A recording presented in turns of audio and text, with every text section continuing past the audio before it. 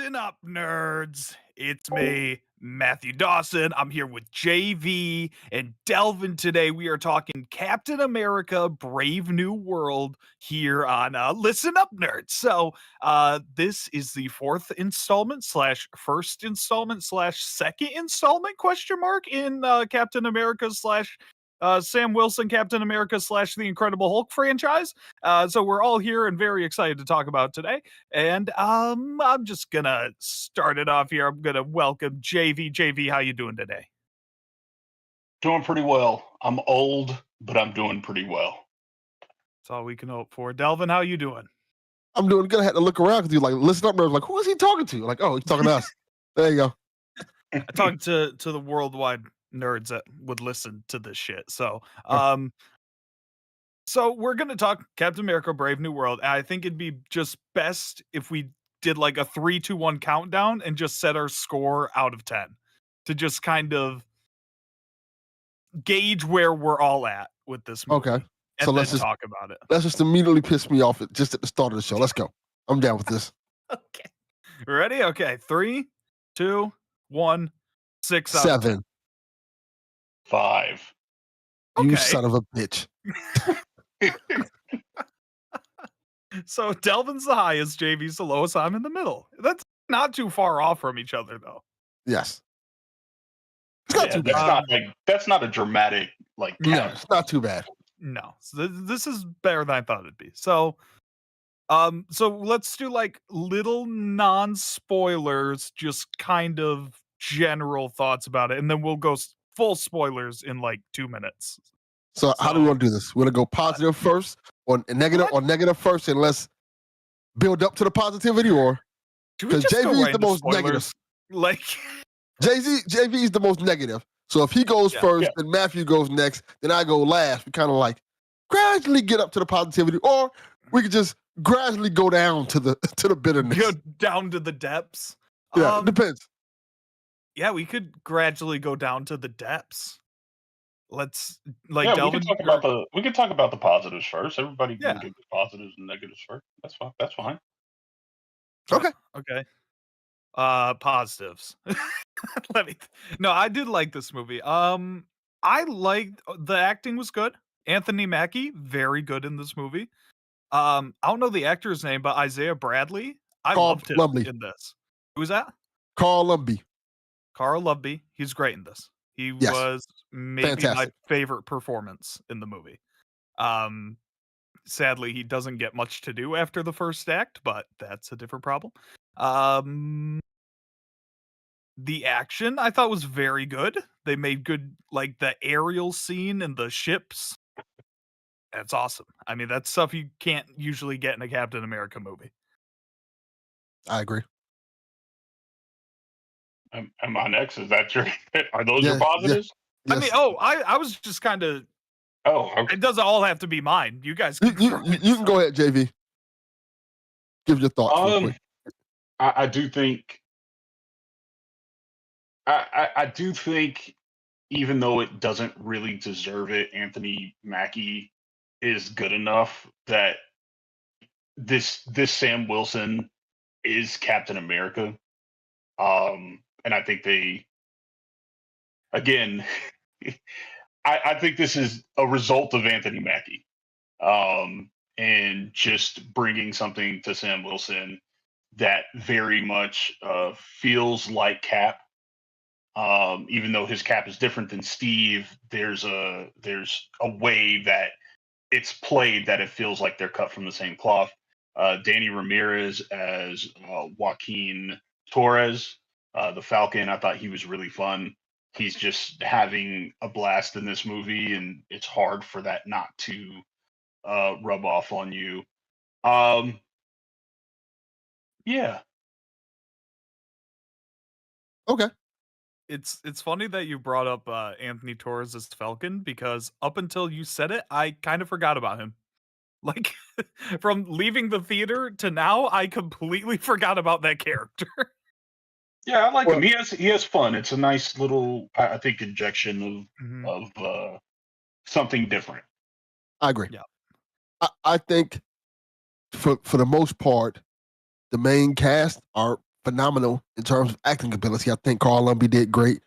I think Anthony Mackie personifies the role of Captain America, and I think he does a fantastic job. And I think he shows in this movie that why he is the leading man in this film. I think he does a fantastic job playing the role and just becoming the iconic Sam Wilson Captain America in this role. He kind of really fits it. And honestly speaking, I think he carries the film. I think when he's not in the film, it's lacking. And I think when the film is not focused on him, it also lacks because of that. I think Harrison Ford does a great job in the role. And as my son said, he says that he has a lot more life in this role than he did in Indiana Jones. And he was very surprised by it. He's like, oh, it's really cool seeing Harrison Ford actually act. It seems like he wants to be there. And I think that's a really good take on it because I think Harrison Ford did a great job in this movie. And it kind of, the role fits him. And I think that overall, I think the movie does a lot of good things that are very positive. And one of the things I like about this movie the most is the fact that it never demeans, the movie itself never demeans Sam Wilson as Captain America. Mm-hmm. He's always referred to as Captain America. He's always looked up to as Captain America. Even the one point where they kind of try to do that, it's not really doing that. It's kind of like, okay, you're not this guy. You're just the whole thing in yourself. It's more or less like, okay, you're different. Right. And I kind of like the idea that the title of Captain America is being held so high in this movie and the weight that carries throughout the film. There's a lot of things I like about this movie a lot, and there's a lot of things that I think it misses. I like the fact that unlike, what was the movie? The Doctor Strange movie, this kind of, maybe too much, remembers a lot of things that happens in Falcon and Winter Soldier. One of the things I didn't like about, what was the Doctor Strange movie called? Multiverse of Madness? Multiverse of Madness. It kind of just like wiped out all the character development of Wanda. Like in that movie, like what happened? How did you change it? And this one keeps all that and kind of all that from Falcon and Winter Soldier and built on it. But the problem with that is if you didn't watch Falcon and Winter Soldier, you just missed out on all that stuff. Yeah. Like completely. And I think that's where the problems happen, among other things. I think you're right on that. I think in Multiverse of Madness, there's like one line Doctor Strange says where he's like, yeah, I'm not here to talk about what happened in Westview. That's all you get for like, that's like the little nod to people that took time to watch WandaVision, and that's it. In this one, if you did not see Falcon and the Winter Soldier, you're going to be kind of lost. You're going to be completely lost. Yes. And that is one of my criticisms of the movie. Not that you're going to be completely lost, but the exposition is terrible, and I think it goes. We'll talk about it more once we get into spoilers and once we really get into like our detailed thoughts. But I think this movie in particular is kind of one of the symptoms of Disney putting a lot into Disney Plus, and you either have movies like this that like you have to have watched that show in order to really understand it, or you have to have some really terrible exposition to explain what's what, who's who, why are we here where we are, or you have something like Multiverse of Madness where you're like getting whiplash because the versions of Wanda don't seem to align. Gel together. So we'll talk about that a little bit more, but I think the choices they made I were interesting. And with that, I think it's a great time to go into spoiler territory. So if you have not seen Captain America: Brave New World, leave. Or if you don't care about spoilers, then stay. Stick around. Because we're gonna do all the spoiler talk now. We're gonna talk about the good, the bad, the ugly. Do you guys have any like positives that are also spoilers? I have a lot of positives that are also spoilers. Okay. I don't know if y'all want me to go first or not, but I have go ahead. a long diatribe of things. Ping pong off each other. I really like the things that the movie does in terms of building Sam Wilson's character. I like the fact that this movie, my biggest problem with the movie is the fact that and we're gonna have, I know this conversation is coming up. This movie feels like they didn't have faith in Sam Wilson as Captain America because they threw so much other stuff in this movie that was so unnecessary, where it feels like we're trying to make a sequel to The Incredible Hulk without The Incredible Hulk, which makes no fucking sense whatsoever because you literally can use the Hulk. It's not like because it's not an Incredible Hulk movie, you can have the Hulk show up in this movie. So there's no reason they could not just have had the Hulk in the movie, especially considering you've had literally every character from the Hulk movie in this movie playing a major role. And my thing is, when it comes to this movie, all the Sam Wilson parts are fantastic. And when you focus on Sam Wilson, it's really great. The Anthony Mackie parts are really great. When you have this relationship where you have Sam, if you watch Falcon and Winter Soldier, which I think you could have really took elements of that show and just not made the show and added it into this movie, it would have fit a lot better. But when you watch Falcon and Winter Soldier and you see this relationship that Sam builds with this man, Carl Lumbly, who is Isaiah Bradley, who was the first Captain America, essentially, and you hear, because this is going back to the Falcon and Winter Soldier, you hear the struggle this guy went to when he took up the shield a long time ago, and he took the Super Soldier Serum. He fought wars for the country, and the treatment he got because of that. Well, they put him in prison. So then you get to when Sam finds him, he's disenfranchised with America. He even says it in the show that they'll never let a black man be Captain America. So Sam is kind of been on this, like, you know what, showing him America has changed, America has grown, and we can help it grow together. Because the thing about Sam is he's always the optimistic. He is the one who's built to inspire. Where Steve Rogers is the one who inspires by doing things, because Steve Rogers is the guy who was always the little guy. Mm-hmm. And when he took the Super Soldier Serum, it made him the guy who could fight for the little guy. That's why the point where he fought against Thanos was so powerful, because he was back being the little guy, but he was able to stand up for himself and fight the bully. Mm-hmm. Right. Sam has never been the little guy. He has always been the guy who took care of everybody because he was a counselor. He was a counselor. He counseled people. He was the one who was always helping people, being there for people, guiding the people, helping them go through therapy and things like that. So that kind of shows in his Captain America. He inspires people by being who he is, by talking to them. And I think that's the cool difference between both characters. But it also, because of the way this movie's set up, you don't get to see enough of that. You see this whole thing of him and this relationship between him and Isaiah, and he's trying to show Isaiah this whole different side of things and showing that, hey, I'm being celebrated. And as I'm being celebrated, I want you to be celebrated with me. We're going to go on this ride together. And then the tragedy happens where, the attempted assassination of the president, which is an unfortunate thing to have considering our time and our standards we have in the day, but it makes sense to the plot. So when I originally seen it, I'm thinking, you know what? You know who would have been good in this? The multitude of Captain America villains they have that would do this. Like, the whole Winter Soldier thing was about, indoctrinating soldiers. Mm-hmm. Right. So as soon as it happened, I'm like, okay, why don't we just go back to that? What we can literally go back to Winter Soldier because of that. Because Sam has literally seen this before. Mm-hmm. He's seen this before, so you're like, okay, this is the same thing we saw before. So when we didn't really touch on that, and it's like, oh no, it's the leader doing this. Like, what the fuck the leader has to do with any of this? Why is this a thing? We have Captain America villains that have done this in the MCU. We have Zemo. We have Zola. We have other people we can use for this. We didn't need the leader. We didn't need these random Hulk characters in this film.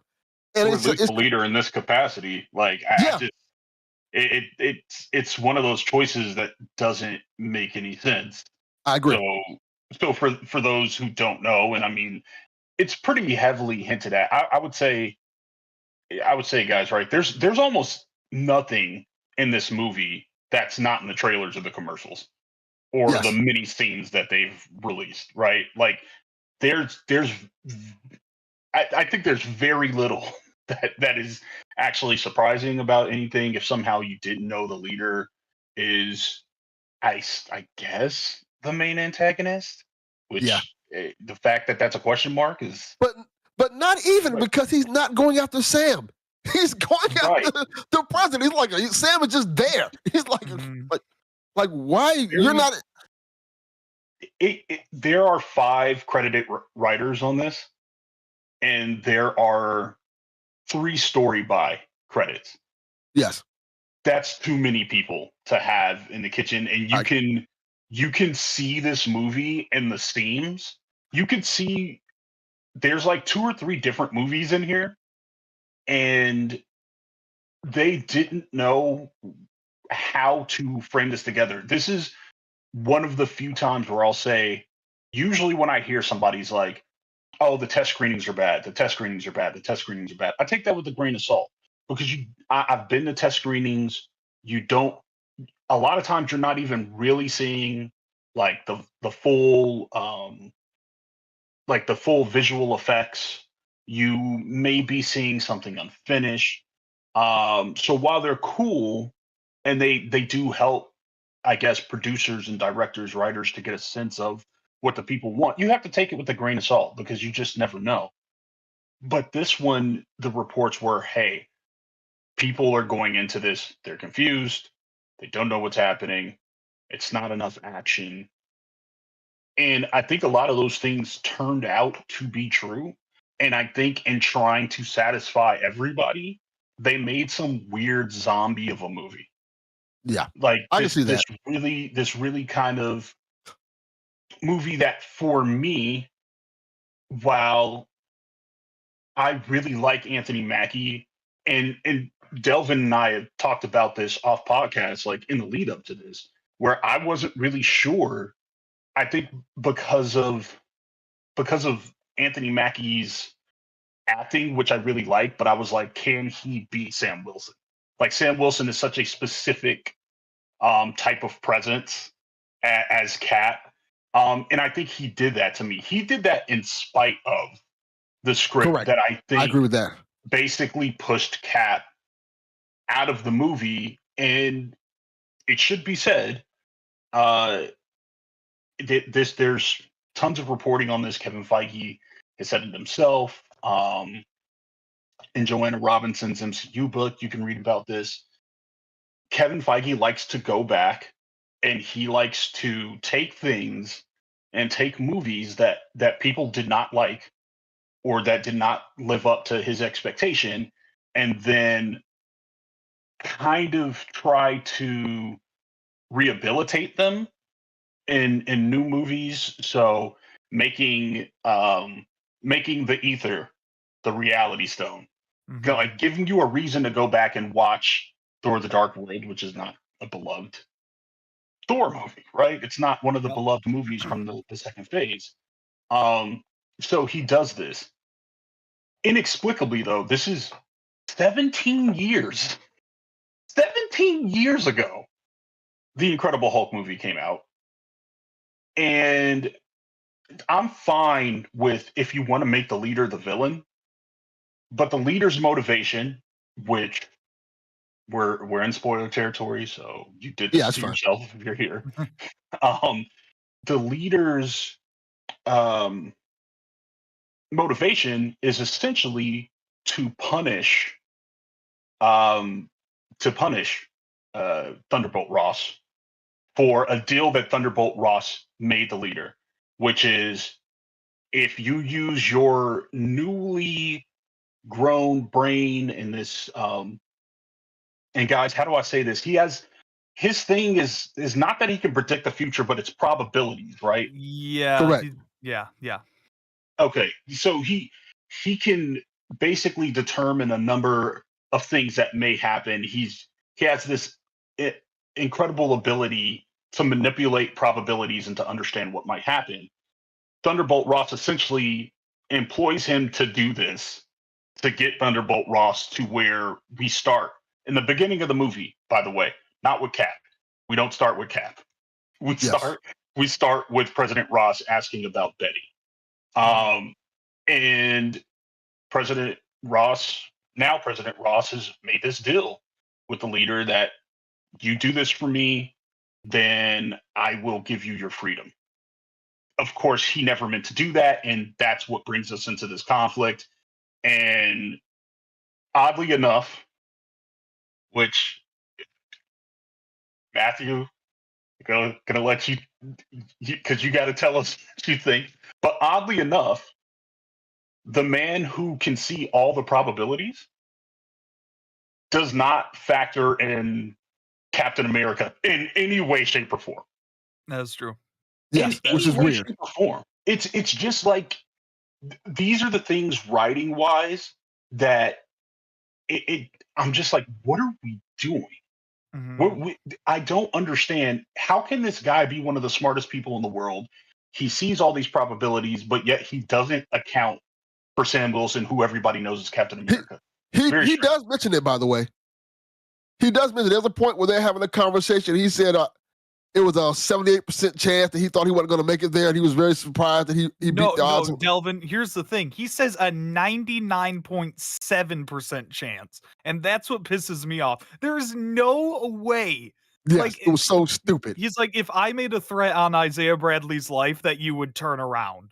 Like, no. Like, I feel like Sam loves Isaiah, right? Like, that makes Correct. sense. 99.7? He's a No. super soldier. Sam would, like, in my mind, if he said, like, there was a 50% chance you'd go back, that's fine. 99.7 is wild to me. Yeah, to that think was the that second Sam one. would turn around.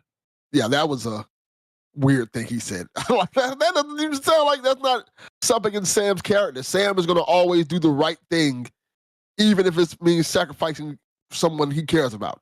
Yes. Right. That's what makes him Cap. Yes.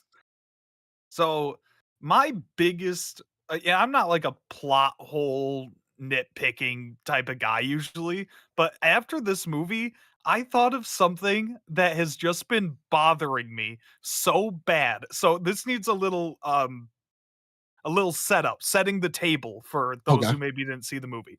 So President Ross is basically in debt to the leader because he had a heart attack and the leader's been giving him these pills that make his heart work. Okay? Mm-hmm. Sam finds the leader's base, gets a hold of these pills, brings it to this random Navy training camp, and is like, hey, take a look at these pills and tell me what's in them. Within 24 hours, these guys are able to determine that these things are just filled with gamma radiation. You're Oh. telling me that President General Thunderbolt Ross got these pills from a guy that he put away and was just like, yeah, I'm just going to take these every hour without even checking what's in them. These random military But don't guys were forget able that to that's- figure this well, out in a That day. was one of the things, right? That was one of the things that Thunderbolt Ross was like, nobody else could figure out how to fix my heart. The leader figured out how to fix my heart and gave him these gamma ray pills. But like, Well, that's you the don't thing. check? Like, it's The- the villain. The guy in Brave New World was like a MCU character. It was like a Marvel character. The guy that Sam gave the pills to Mhm. is supposed to be like a hero. I can't remember his Oh. name right now. I he- had no idea. Yeah, Yeah, it's he's kind like- of implied he's like a SEAL Team 6 operative or something like that. Yeah, but he's Right, like and a he's Marvel Sam's friend. character. Okay. I didn't know that. They did a terrible job explaining who he is. Just like the woman was in the Black Widow thing. Sabra. Yeah. Sabra, yeah. She's a I character think, Which I is- mean, that's obviously a whole batch of controversy with that character. With like, I mean, let's not make this super political podcast right now, but like all the Israel stuff going on. That's and another Hulk character, by the way. She is a Hulk villain, so that's Yes. like number 5 in this Wait, movie. And I think she go ahead. didn't need to be in this movie at all. There No. was no Well, purpose. Her That's my thing. I That's think she exactly got what I was about to drastically say. cut down. It's like, so Shira Haas plays Ruth Batsarat, right? And instead of being this Israeli superhero, she is a former widow, right? correct. Here's what I don't understand. One, again, like we're not going to get super into the politics here, but I would say if I was Disney, even before October 7th, even before October 7th of 2023, you have to be aware of like the controversy you're courting. What is sort of inexplicable to me is Zosha Rockmore, who plays essentially Thunderbolt Ross's main Secret Service agent. Yeah. So Shira Haas is like his defense person, and Zosha Rockmore character, which like I can't even remember her name, is right there by his side. My question is, how you have two characters that could do the same thing, and you have one that has no controversy around it. I don't know if she's a Marvel character or not, but like she has no controversy around her. There's Yeah. I don't understand why that role just couldn't have gone to Zosha Rockmore, or if you really want to cast Shira Haas, just don't make her Ruth Batsarat. Because it doesn't bring anything extra. Like there's nothing that's just like controversy for the sake of controversy. The role was not needed at all. Like No. not even a little bit. You could have had anybody play that role, which is she brought nothing to the film, literally.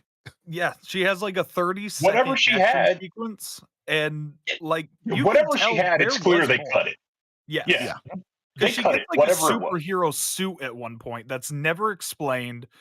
There were like McDonald's toys that had her like shooting out like beams or whatever. So she was there's a version of this movie where she had powers, she had a suit, she had probably a much bigger role, but 100% due to the controversy that all got cut down, but they didn't cut it completely, which just did not help because there was still a bunch of controversy about it. So yeah, weird choice. Weird choice. Very, very strange choice. I think my big thing with this movie, and the reason that I don't like it so much is, let me posit what I'm about to say by saying nobody goes out and wants to make a bad movie. Mhm. Nobody wants to go out and make a bad project. There are countless VFX artists that did everything they could. These writers, whether I like them or not, they did what they could to bring this to the screen. The actors, everybody did the things that they wanted to do to make this a peak Marvel movie. I think there is something that is missing here. And one of the things that makes me the most mad is I don't like the fact that Sam Wilson is Captain America. We have a black Captain America. And I think a couple of things happened here. One, they made Captain America take a backseat in his own movie. For all intents and purposes, this is a movie about Thunderbolt Ross. Yes. And adamantium. And this is a way to have the Red Hulk, because we want to have big things smash things, which, like, hello, why not? Right? It's also a way to say adamantium's here, the X-Men are coming. Hold on, they're coming. Yeah. But I think there was a clear choice here, where there was one thread of this movie where Sam Wilson being Captain America and being a black man was going to be something that was a thread that was taken from the Falcon and the Winter Soldier show and continued upon, and it was going to be much more of a political thriller. I agree. And I feel like Disney kind of lost its nerve and was like, well, if we make the fact that Sam Wilson is black and is Captain America, that's going to be a turnoff. But it matters in the sense that it's part of his character. Him being a black man carrying the stars and stripes, which they talk about in the Falcon and the Winter Soldier, is a part of his character. And I think they did that character a disservice. I think they did Isaiah Bradley a disservice. It's just strange. It's kind of like everything that happened in the Falcon and the Winter Soldier, they were just like, well, I don't Let's not know go if too we far want to with do it. this in a movie. But Mhm. this is part of the character. Joaquin says to him at the end, Joaquin gets badly hurt during the Battle of Tiamat, which is by far the best action sequence in the movie to me. Yeah. And he says to him, you know, lots of people look up to Iron Man and you know, other Avengers, but Joaquin looks up to Sam because Sam gives him something to aspire to, which inexplicably Bucky's also a senator. He shows up here. Which I hated, We by the need to way. talk in about. it. We need to talk about Yeah. that. I hated that, by the way, because Just strange. So strange. my whole thing is this: all these, I know this is a problem with the MCU movies in general. All these horrible things are happening, right? Bucky was literally just with him. Now, seeing Sam when he's going through, he just pops up, hey, I'm Bucky. You may remember me from other movies such as The Winter Soldier and Falcon and The Winter Soldier. I'm just here to say hi. Goodbye, Sam. Good luck with all the shit you're dealing with. Bye. Like, what are you doing? You don't think he needs help? And they say like 3 years have passed, right? But for those of you who didn't watch Falcon and the Winter Soldier, or for those of you who did, we don't know how Bucky is coming to run for state senator or congressman. I thought I missed something. Yeah. I literally, No. it comes out of nowhere. We were talking with Pixel at Trailer Palooza about Bucky having a congressman pin, and Yeah. in the Thunderbolts trailer, and I was Right. like, oh, that's a Thunderbolts thing. They're going to explain what's going on with that. No, it's in this, and they just Yeah. kind of drop it on you. He's like, yeah, I got a rally tonight I got to go to, so good luck with your shit. He's a murderer. Yes. Okay. He's a Soviet operative. Yeah. I mean, Someone to be walks fair, into Congress and goes, "Freight train, 1982." Like, it's over. Yeah. I know we said we weren't going to make it political, but I mean, to be fair, Tulsi Gabbard might be a foreign asset, and she's like national security. More than just her. Outrageous. Yo, I mean, I was talking to some about this. I was like, MCU politics is wild right now. They have President Red Hulk, Congressman Winter Soldier, and Mayor Kingpin. Yes. And they're like, well, that's not too different from what we got now. Yeah. Like, okay. Well, we've also had our Hell Hydra moment. Winter Soldier was right. I'd vote Bucky in. I'd vote Bucky in. He's a good guy. But yeah, just out of no weird and I also had that with Joaquin Torres of like, where did this come from? Sort of Falcon thing. Winter Soldier. That was explained in the show. Yes, he's in the show. I don't have in the show he recollection of him. In the show he gives Falcon gives him his old wings. That's like a big plot point. Like at the end of the show, I need to rewatch that because I have no memory of that. At the end of the show, well, I think it was the last episode. The Wakandans give Sam new vibranium wings to celebrate him becoming Captain America, and he gives his old wings to Joaquin. Okay. And he's teaching him how to be the Falcon. That's on me. Yeah, that's a big plot point. But that's the thing. It's not on you. It's not on you. And here's why. Because I just recently went back and watched every movie from phase 1 through 3. We are not going to sit here and act like every movie is perfect, right? No. They're not. There's some stinkers in there. There's like some made a list about actual stinkers. But 3 stinkers. But maybe 3. I don't know. That's another. Only one of them's in phase 1 through 3 though. Spider-Man: Far From Home, dog shit movie. Anyway, sorry, JB. Dog shit movie. Wild. That's wild. But we're going to talk about that. We're going to have a podcast. Just so we're clear, we're going to have a podcast where it's just like the 6 of us and Matthew's just giving us the hottest takes ever. Defending my honor. You know what would be a good podcast to have? Us just defending that movie that we know all of us hate. Wait, That would who's be. defending it? Like you pick, I guess you're gonna defend Spider-Man. like Spider-Man. JV would defend The Last Jedi. The Last Jedi. And Delvin, Yes. you would defend Halloween Ends because I know No, that's your favorite movie. I hate that movie. I would say what movie I would defend, but I will get kicked off the stream, so I won't say it. Oh damn! I need to know now. We'll No. save her for the chat. Yeah, we'll fight about it later. Oh, but Pixel just I said think she'll that defend is- Godzilla 98. Awful movie. Go ahead. You're welcome. Can't sing that theme song no more. Nope. That is so for that. Damn. Godzilla was on the list. Yeah. Oh man. Yeah. Oof. But I think this is part of like in the movie theater, I could actually hear people going like, "What? Huh?" Which is why you have to have this really dumb expository. Because they didn't watch Falcon and Winter Soldier either. But like the way the conversation happens, right, is so bad. Like Yes. somehow Joaquin Torres, who is Sam Wilson's partner, does not know who Isaiah Bradley is, even though the news has done stories on Isaiah Bradley, and he has an exhibit in the Smithsonian, and it literally plays out like, oh, who's this old guy? Yeah.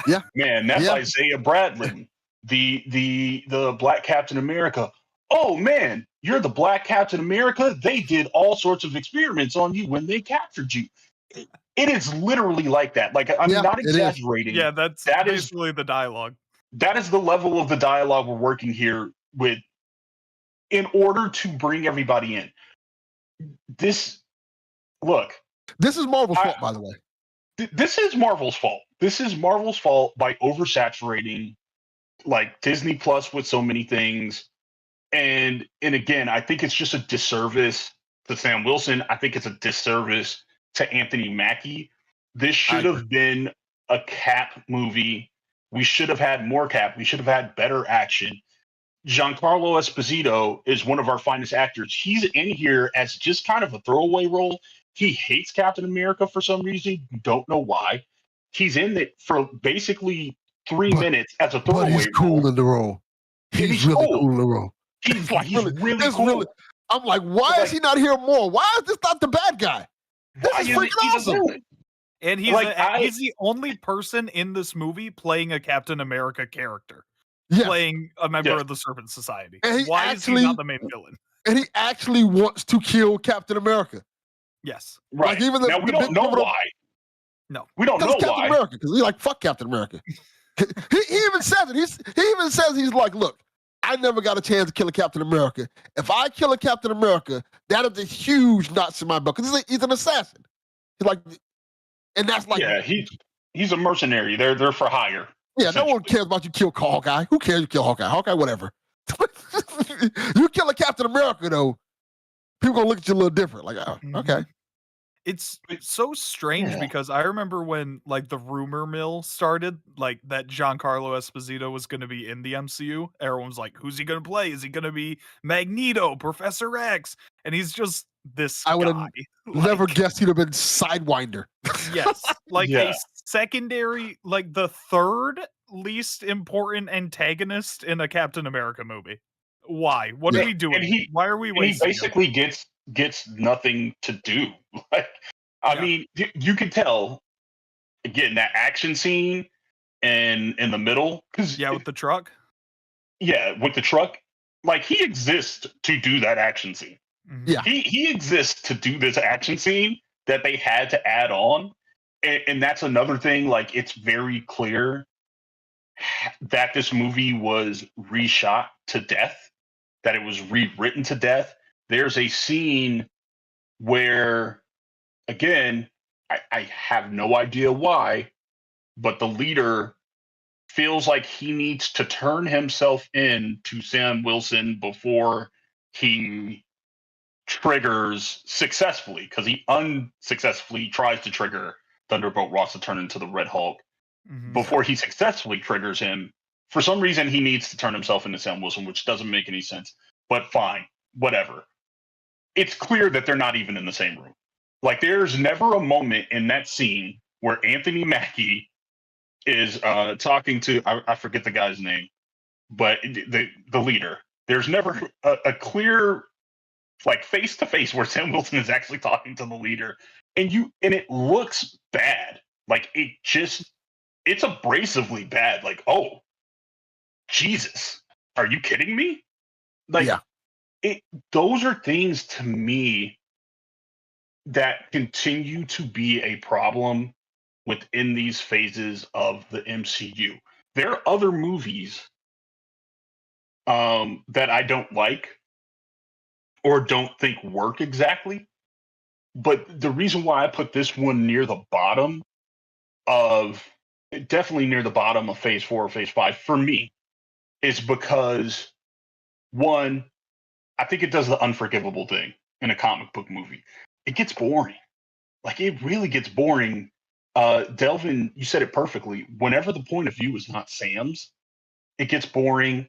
There's really only 3 big action sequences in this.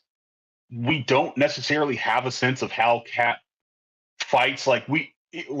There's very weird choices made with the fights. He's struggling with a guy who basically power bombs him, but he's able to fight the Hulk pretty easily, which power scaling's always been weird in the MCU.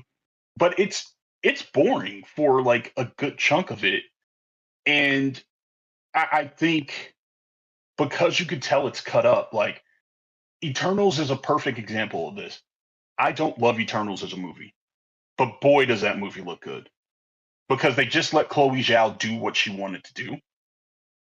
And it may not work all the way, but they let a director come in, do what they were going to do.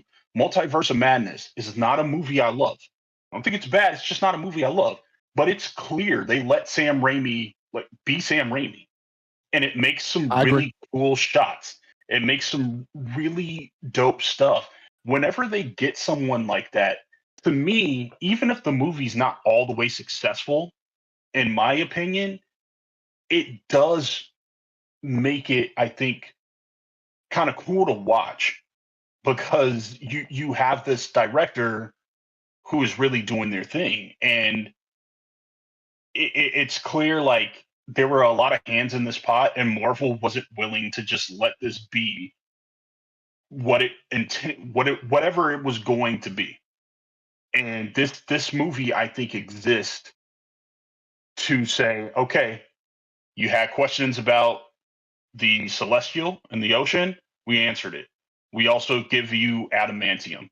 We also have a stinger where we know Captain America, Sam Wilson has to be Captain America. Now he's Captain America. He talks to the leader. Hey, there's other people coming for this world. This movie, to me, purely exists to set up phase 6. I agree. And I think that just shortchanges the character, and it's a habit that Marvel's gotten into that I hope they are getting out of, because there's no more excuses. There's no more excuses. There's no strike. There's no COVID now. Yeah. So. And here's a little bit my pushback to that. I think, and I agree with a lot of things you're saying. My whole thing is this: despite all of the things this movie has going against it, and there's a lot, I think it's still good. I think Sam carries the movie. Anthony Mackie carries the movie. I think every time I see him on the screen, every fight scene he has, it feels like he's fighting for his life, because, frankly speaking, he should be. He's just I think at the end of the day, he's going against trained soldiers. Like, even if you let's go back to Winter Soldier. Sam, if you really want to be honest about it, the way Sam got into that whole thing, he's just like, all right, you know what? This is what you want to do, Cap? I'm going to ride with you. He wasn't ready for that. He just got into a world that he was way in over his head with. But he just wanted to ride for Cap. And that's one of the reasons why he got the shield, because no matter what happened, he always had Cap's back. And now you get to this point where he has to be the one who toes the line. In every fight scene, he almost feels like he's in over his head. And I think that's what makes it interesting because he isn't the fighter that Cap is. And to your credit, what you were saying, JV, I don't think they filmed the fight scenes well enough. There's some scenes that look a little too choreographed, like they literally slow it down, like they were trying to move it like this is the tech y'all want to use. Like this is like still practicing, But I think the fight scenes work for this movie. I think the whole ideal of hey, this Captain America not only can be hurt but can die. Like there are several points in the movie, like even the whole first scene where he's fighting the big guy and the guy's slaying, like, oh, I broke your ribs. And then you see later on the scene, like, yeah, he's bandaged up, he has stab marks, like, oh, this Cap can actually get hurt. And even when you go into the battle with the Hulk, it's not like he's whooping the Hulk's ass. He's surviving. And the only why he survives is because of the vibranium wings. Like, if he didn't have those wings there, he'd have been screwed. He'd have been destroyed. And that even gets to the part where I even blows my mind about this. You have that whole big fight scene between Red Hulk and him. Why not bring in the actual Hulk to stop the fight? That would have been the perfect time to do it. Major weird thing. Yeah, the fight just stops. Bruce isn't in this, and Jen's not in this. Yeah, it just stops. He's like, are you tired already? There's literally two other Hulk, and they're nowhere to be found. Yeah, the fight just weirdly ends. We're like, are you tired already? All right, we can stop now. Like, why are you just stopping the fight? Yeah. Like, why? A cherry blossom falls into his hand, and he's like, remember you used to take your daughter here? And then the fight ends? I'm sorry. I know this motherfucker is a counselor, but this is a superhero movie. And I get that his superpower is being able to counsel people. This motherfucker is a gigantic Hulk who looks like maybe he has fire powers or some shit. And it's just like, look at the cherry blossoms. You see? Yeah. You remember Betty? And he's in the facts right now. He's going off. Oh, bro. It's just right. I'm actually Thunderbolt Ross, and I love my daughter. And this whole thing has been me wanting to make up for being such a dick this whole time. And yeah, I'm gonna turn back into Thunderbolt Ross now. And like the whole time, I'm expecting like Betty to pop out of a car or something because she's talked about so much in the movie. That would have made more sense. And she just he gets sent to the raft, which I don't know who the president is now. But he gets sent to the raft. It's President Bucky. Wait, let's think about this. Who in the MCU would be president now? Like, because it's got to be a villain. It's got to be Norman Osborn, maybe. Maybe they'll reveal President Osborn in Spider-Man. And Spider-Man 4. That would add cool. Like if they're like, yeah, I was Thunderbolt Ross's VP. Look at that ticket. Red Hulk, Green Goblin presidency. What a ticket. What a ticket. I'd vote for like I don't know, man. It's just weird. Like Jennifer Walters is nowhere to be found. I know people had issues with the She-Hulk show. I really thought the She-Hulk show was super great and funny. I did too. Bad CGI. So put her in a movie where it gets hundreds of millions of dollars. And that's my other thing. The president is out here destroying things.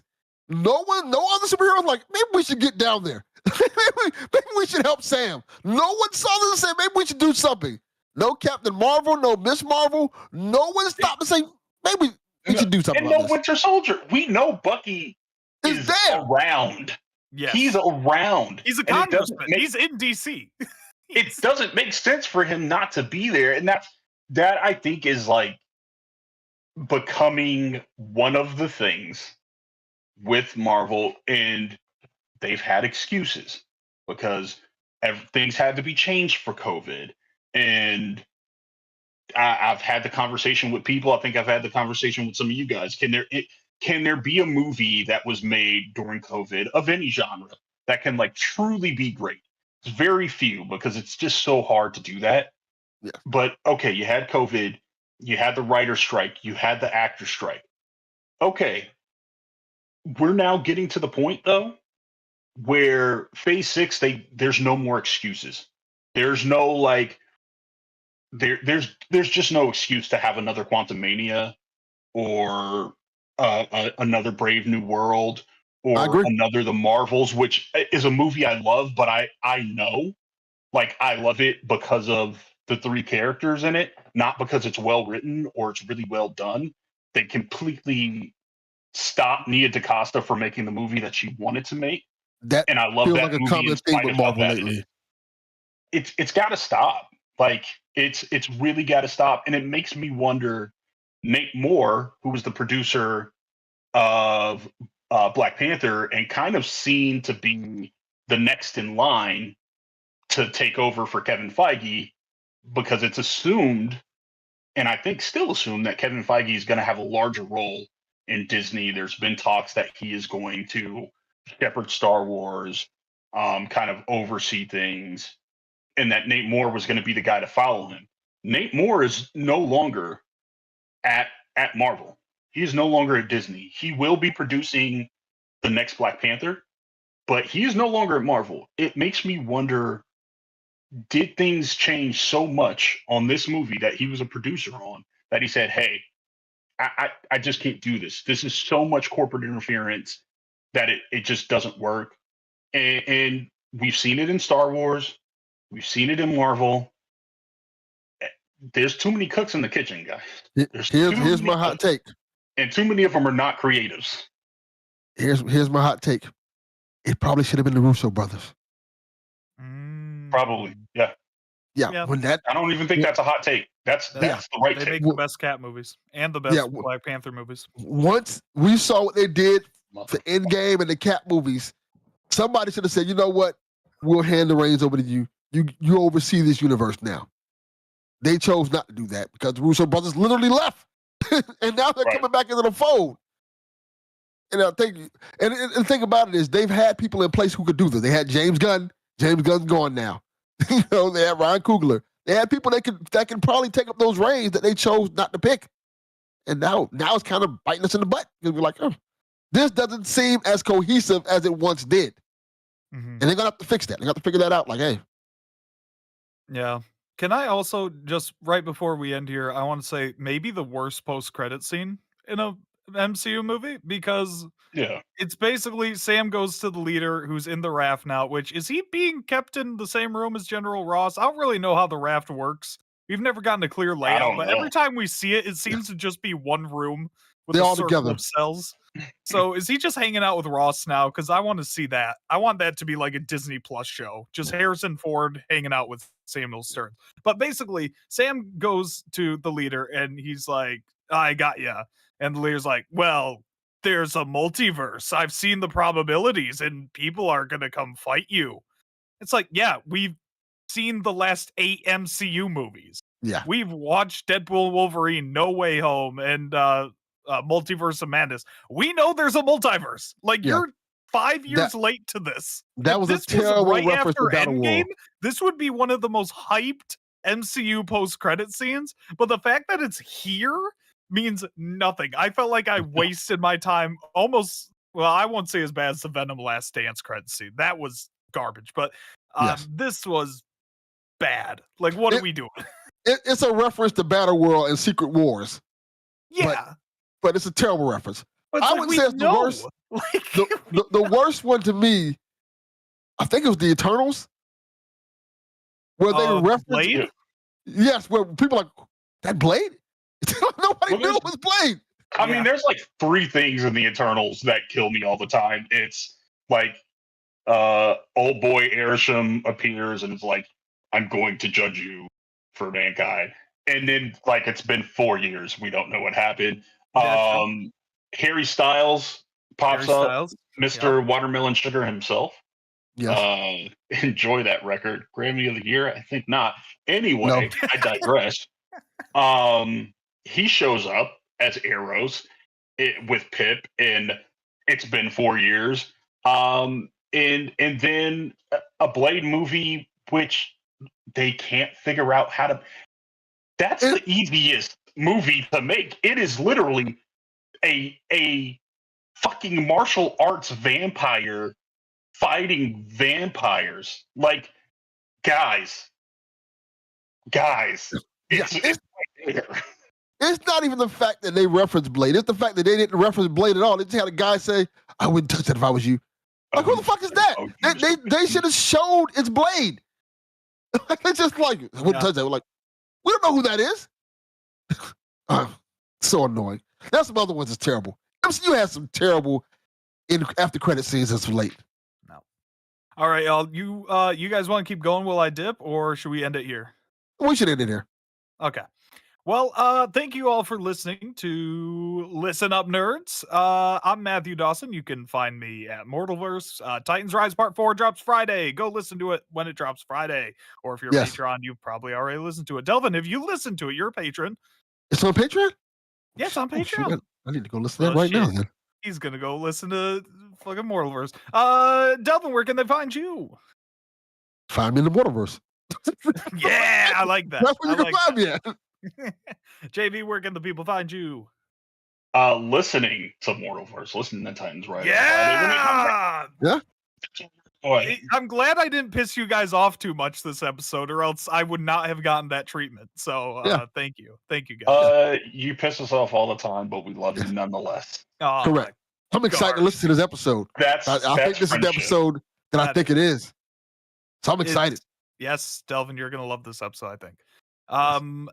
So yeah, until next time, we're gonna put you nerds back in your locker, and we'll drag you back out next time we need to yell at you about nerd shit.